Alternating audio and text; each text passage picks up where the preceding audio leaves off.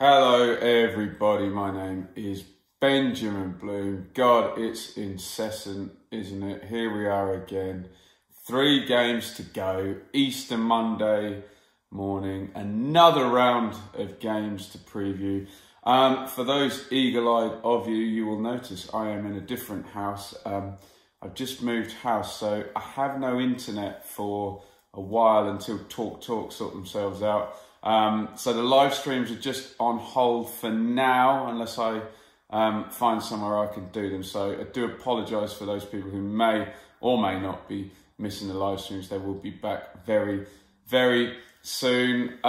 Still up for grabs at the top of the championship. Still up for grabs, probably 5th and 6th place in the playoffs. Bit more decisive down at the bottom. We may be close to a resolution down at the bottom. And the entire top 3 having kind of little wobbles, particularly over the last 3 games. The form just goes topsy-turvy. You see the teams, the survival surge happening, and you see the nervous guys up at the top there. So here are my feelings on today's games. As ever, we will go through from top to bottom. At the top, we have Norwich visiting Stoke, and for the second game in a row now, I'm saying Norwich could be promoted. Again, if results go their direction, they could get up. That could have happened on Friday, but it did not. If they win, they will move on to 90 points. So all they need is a win, and for one of Sheffield United or Leeds to lose, that would mean they would stay on 82. There would be 2 games to go, and Norwich would be promoted. Also, a draw, particularly for Leeds, they're 8 behind in the goal difference, pretty much confirms it. Basically, Norwich have got 3 games to get a few points, assuming that those behind them don't ace everything. I was at Norwich Sheffield Wednesday. Check out the review elsewhere on the channel. 2-2 there, late Vrancic free kick. 3rd draw in a row. They are slowing up right before the winning post. They had their big sprint, which was the 8-game winning streak, and yeah, just dropped off points-wise. 3 points in 3 games. Norwich haven't been anywhere near that low for most of the season for 3 games in a row. And Canaries fans tell me this all coincides with the suspension of Emi Buendia. The statistics say that that's kind of true, I guess. He goes away and their points per game drops off massively. Well, he is back today.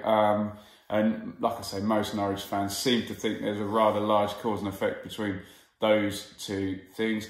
I think Daniel Farke, he seems to have been very loyal to that when the team in the winning streak was happening. So you would suspect that it will be Buendia back in over Leitner, and he'll just try and revert it back to the team that won all of those games in a row.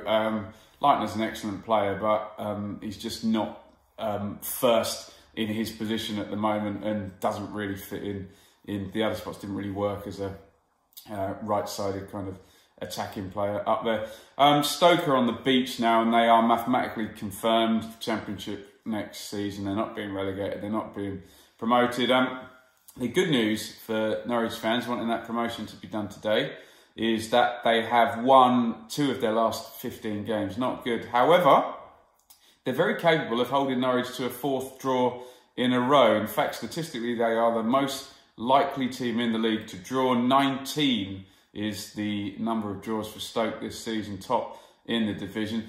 Defensively as well, they're decent. Remember, they had that run of 0-0s and clean sheets. So 5th best in terms of goals conceded, and unbeaten in 5 at home. So if Norwich are not at it, Stoke could hold them to a draw. I don't think anyone really sees Stoke beating Norwich today, but it could be the 4th straight draw in a row.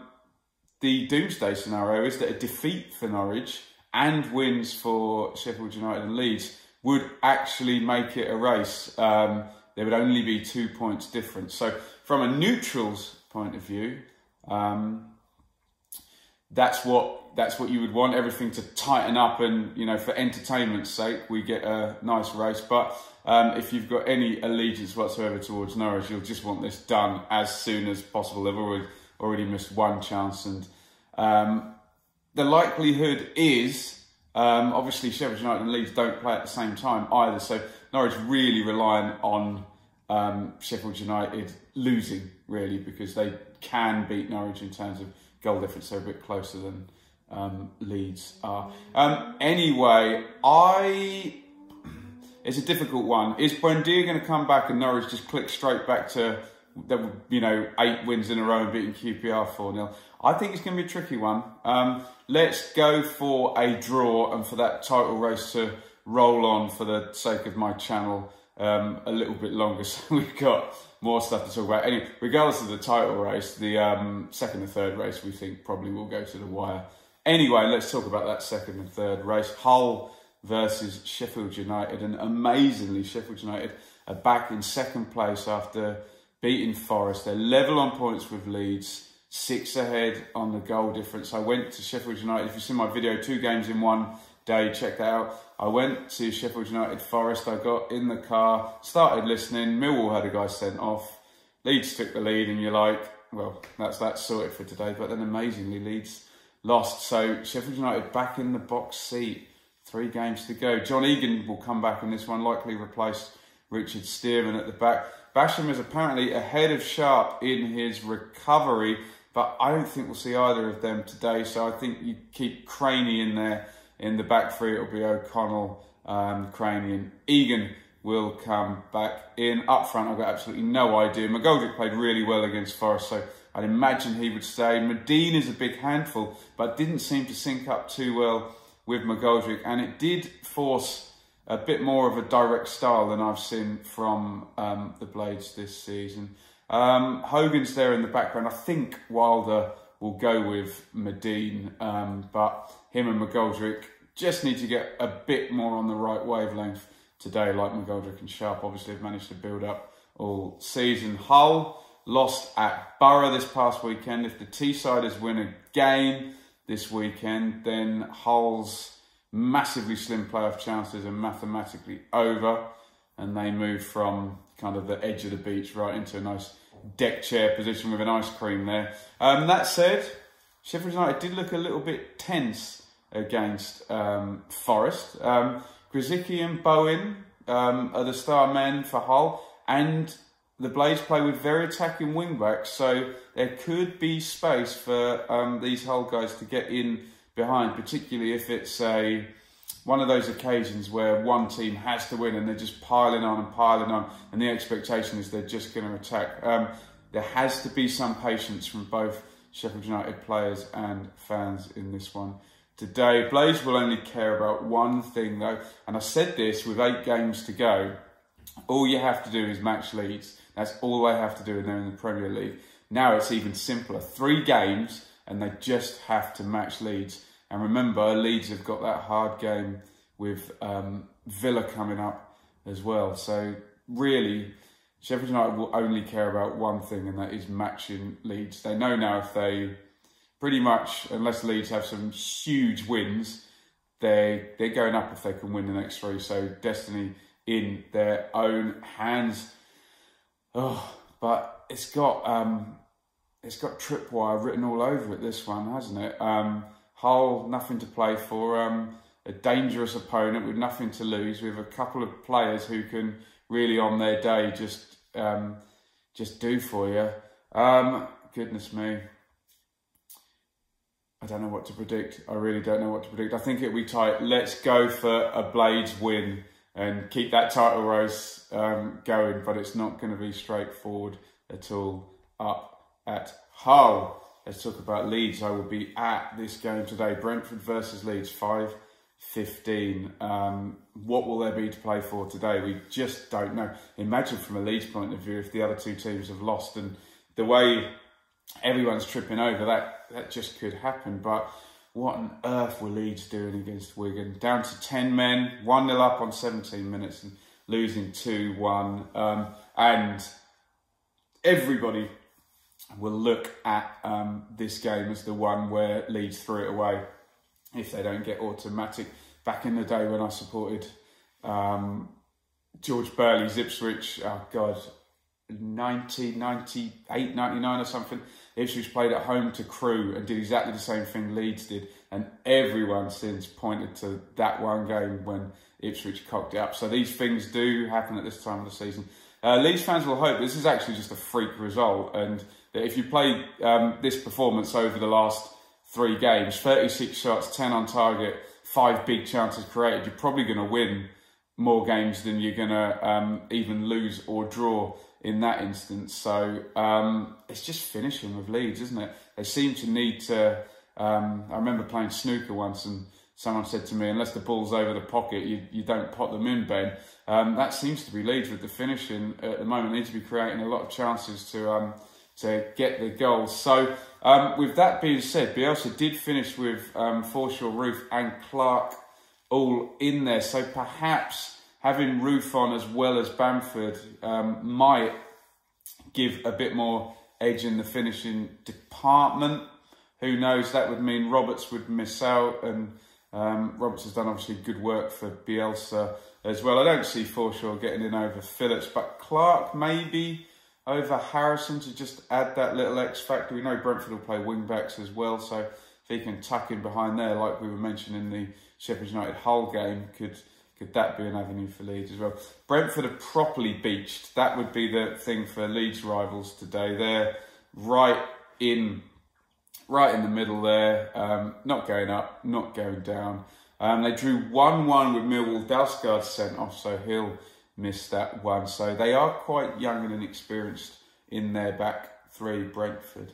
God knows, again, anything can happen in this one. And we know Brentford can be very, very good possession-wise in their home games particularly, but the one team that can match them really in that regard, well, I suppose Norwich as well, but Leeds really, really good keeping the ball. I think Leeds are going to have too much for them. I think let's go for a Leeds win, so let's go for it to all close up a little bit more for, so if Norwich draw and the other 2 win, then Norwich will be 3 clear of both of those teams, and it would really be an interesting race. Haylet will probably go completely the opposite way, and I'm predicting all a bit of fun anyway, so I'm never right. Let's move on. Reading versus West Brom. West Brom in that 4th spot. They beat Hull 3-2 last time out. Again, their goal power just seeing them through. They can concede 2 goals at home, but they've got Dwight Gale, who scored 7 in his last 5 games and coming into nice bit of form as we approach the playoffs. Baggies need 1 more win and playoffs are absolutely confirmed as a minimum. 6 points off the top 3 though means that either of them winning confirms it will be 4th place as we drift inevitably towards a Villa versus West Brom playoff semi-final, it would seem. Reading again belying the shot count and shooting stats and chance stats to score more points at Bristol City. Their finishings, they're the exact opposite to Leeds. Leeds dominate possession and create loads of chances and sometimes don't win. Reading don't ever dominate possession or create loads of chances and seem to be picking up points. So they've got Mr. Maite up front, 5 goals in his last 5 games to thank for that, I guess. 9 points in the last 6 for Reading. Excellent, excellent work. I'm still not seeing it viable next season. They need to be more consistent actually in game, but they are putting the chances away. And the survival surge, I'm going to call it, 1.5 points per game. Reading, no, if they'd done anything like that, they'd be in the top half of the table if they'd rolled that out across the season. But we always see this traditional surge, lower teams capable of beating on the beach teams at the end of the season. A win for the Royals in this one means anything less than a Rotherham win and they are safe. I can just see Reading getting a draw in this one. Again, I think let's go for a scoring draw. West Brom will probably have 8 big chances and score 1. And I know actually I've just praised West Brom's finishing. In a game with few chances, yeah. Okay, let's go for a West Brom win. West Brom to beat Reading at the Majeski in a game with few chances. Both teams to finish well, but West Brom to have the edge. There you go. Villa versus Millwall. Villa now on the longest winning streak of any team this season in the league. They've one-upped Norwich's 8-game winning streak to record their 9th straight win up at Bolton. on Saturday and relegate Bolton indeed. Grealish back in again, another goal, another assist. I don't know why people question this guy from his hair or his shorts or something, but for those who do question that output, in his last 9 games, 4 goals, 3 assists for Mr. Grealish, but obviously he's overrated quite. There you go. Villa's team looks very, very settled, very balanced as well now. El Ghazi and Adoma seem to have balanced it up. Fullbacks working in tandem, centre-halves able to pass outside. Brilliant central midfield pair in Abraham Payne. It looks really nice, good balance there, and it's working very, very well. In an ideal world, Smith changes absolutely nothing as they go into the playoffs, but that could work against them because there is going to be an absolute mass of information on what Villa are going to do, because they're going to just pick this team if they can in the playoffs. And sometimes, particularly if you're against a Pulis or a Bielsa or what have you, wily manager, that can actually work against you.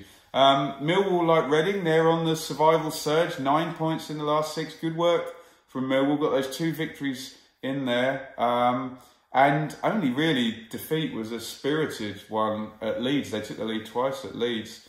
And they took points off Sheffield United and West Brom, who are both higher in the table than Villa. So Millwall actually in decent nick and giving it a good fight here. They're also sitting on a game in hand here and have 3 points and a huge goal difference advantage on Rotherham below them. The odds are in their favour, but they've got to keep pushing.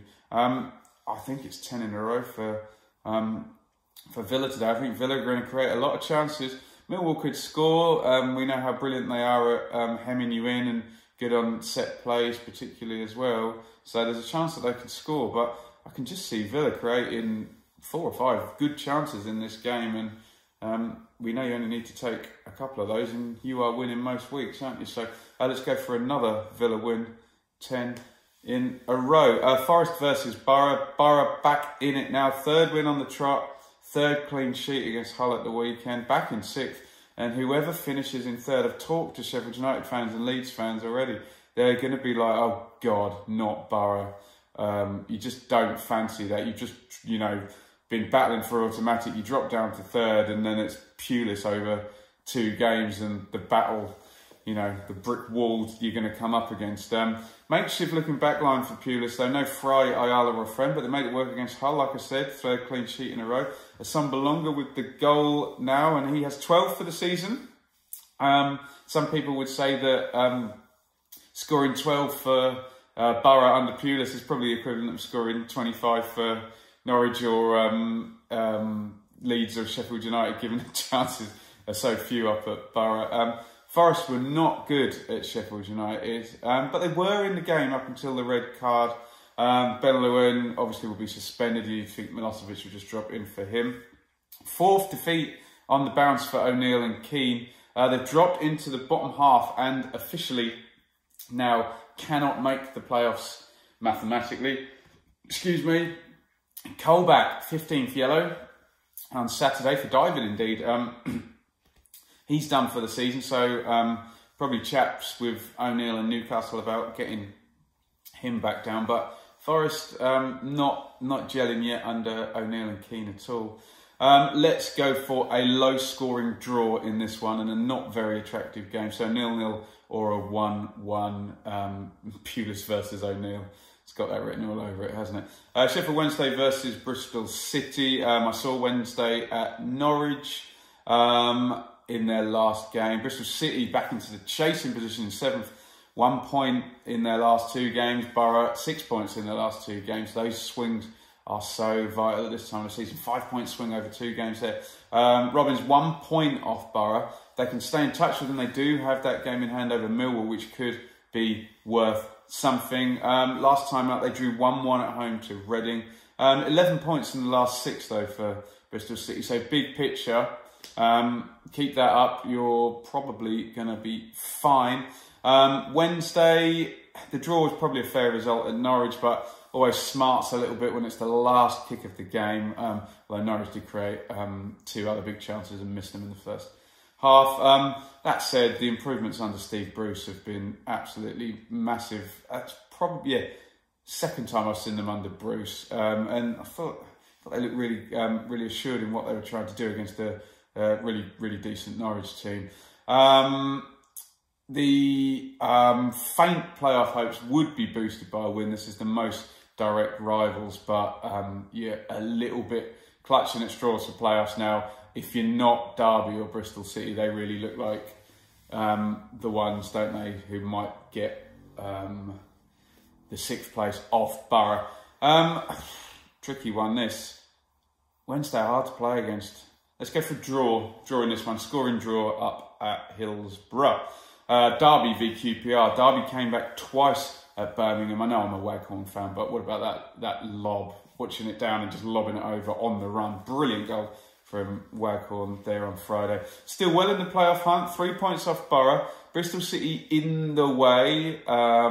Goals going in since Mount's return, but it's only 2 wins in the last 7. That is not good enough. Derby, I say it every week, don't I? Derby need a winning streak. And the more weeks I say it, that means they're not doing it. So big game though next Saturday, Bristol City versus Derby. That well worth a look, that one. Rangers went under at home to Blackburn, but they're 8 points clear of the bottom 3 with 3 games to go. So 2 or more points or another Rotherham defeat, and they are safe. They're basically safe. No more news on the manager front yet. You'd imagine Rangers will announce something when safety's confirmed or the season finishes. I'm sure they're working on it. John Eustace has the seat at the moment. I think Derby are going to get back to winning ways in this one. They're free scoring, so probably like a 3-1 or something today up at Pride Park. Wigan versus Preston. Wigan are our heroes over the past 2 games, haven't they? Put a 5-point gap in over Rotherham with this kind of heroic, you play Norwich and Leeds and take 4 points off them. Brilliant stuff. They're drawing it home to Norwich, winning away at Leeds. Almost deserved safety on those 2 results. Paul Cook's found this solution that doesn't involve... if you'd have said at the start of the season, Will Grigg won't even be at the club and Nick Powell isn't important in this system as they're going on, and you've got a loney right back as your deep line playmaker who's 19 years old. But you happen upon these things, and it seems to be working quite well for them at the moment, that 4-2-3-1. Wigan join Millwall and Reading on the survival surge, 9 points. This is the problem for Rotherham, is that these 3 teams have all got 9 points in the last 6, and Rotherham have only got 4, I believe. So yeah, 1.5 per game as well for Wigan. They're on the survival surge. Preston demolished my team, Ipswich 4-0. It's a good finishing in that one. Callum Robinson back in the goals now after his injury, which is good to see. Just maybe not against my team so much. 3 goals in the last 2 for him. 4-game losing streak is over for Preston. Like Hull, they can mathematically make the playoffs, but they need some big collapses, and to win their last 3, probably not going to happen. This is going to be a fighting Northwest Derby match. Wigan are good at home. Preston are kind of back in it. I think we'll call this one a draw. Ipswich v Swansea, complete dead rubber this one. Swans were looking good after winning 3 in a week at home. Then they got pummeled 4-0 at QPR. Then they win at home again.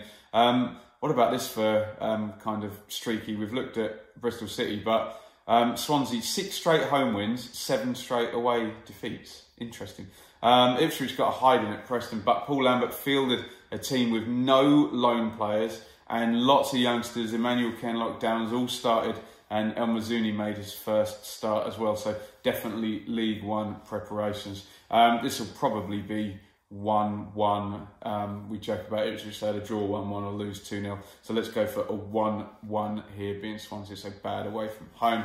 Blackburn versus Bolton is sadly another dead rubber, because Bolton are now relegated, and they're relegated on Friday. 11 points adrift of Millwall with 3 games to go. That is unassailable. But their takeover has happened. Lawrence Bassini is in charge of Bolton now, and we can hope on their behalf that they have a much better era starting than the one that has just finished. Blackburn are doing some Bristol City type stuff here. They're on a 3-game winning streak after a 3-game losing streak. So let's go for Blackburn in another localish derby here. No, very local derby actually.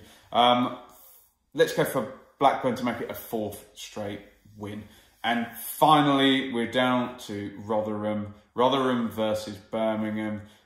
We know I'm kind of behind Rotherham in the survival fight, but it's not going their way at the moment. All of those other teams, Wigan, Millwall, Reading, 9 points in the last 6. Rotherham just haven't managed to keep up with that, despite the fight's been amazing. 2 more away games ticked off and fighting back to draw 2-2 at Stoke and just going under 4-3 at Swansea. They're really fighting for Paul Warne, but they just can't get a 3-point swing on any of those teams. They need, on a day they win, which has been rare, for a direct rival to lose. It just hasn't been happening for them. And they're back at home now, which is a big boost. And the big hope for them is Millwall go to Villa today, and Rotherham are at home. So they would hope that would be the 3-point swing, although Millwall's not the team you want the swing to be against because they've got the game in hand. It's looking tough for Rotherham now.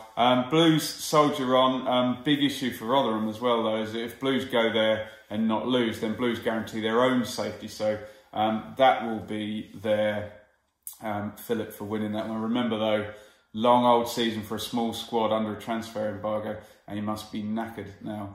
Birmingham.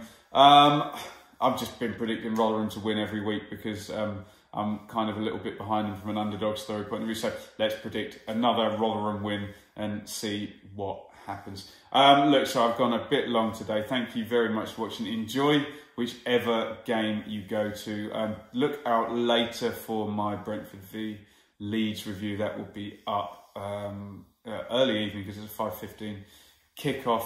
As I say, in the midst of a nice new house, so no live streams at the moment, although I will be working on that as a matter of importance.